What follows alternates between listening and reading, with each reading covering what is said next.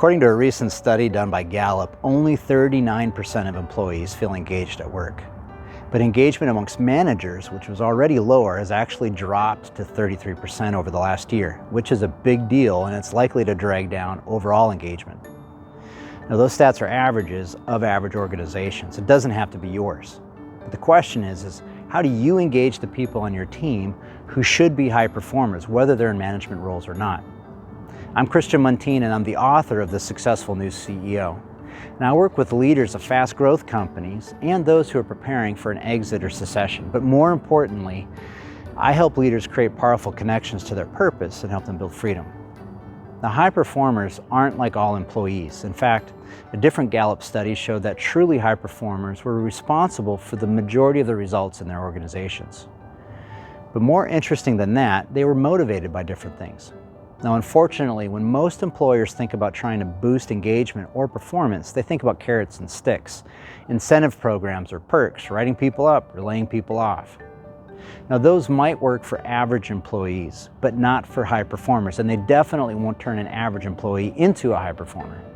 Now, here's what the studies show that motivates high performers the most, and I'm listing this in order of greatest to least impact.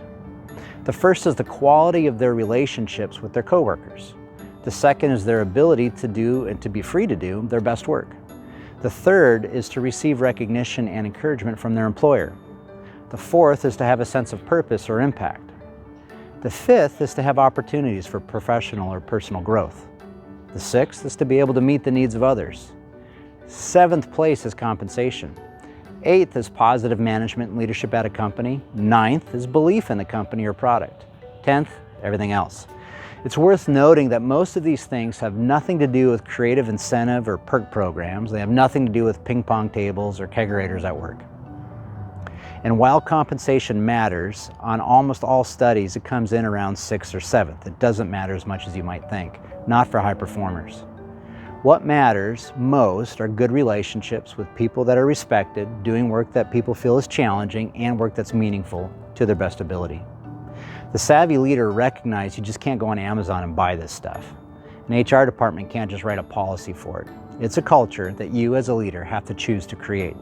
So you create that culture and you'll discover that high performers will come looking for you.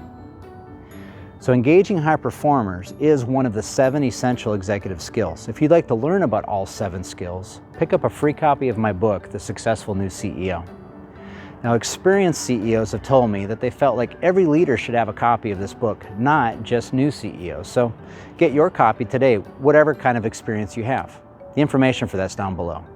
I would love to hear from you too, so feel free to leave comments or any questions you might have down below.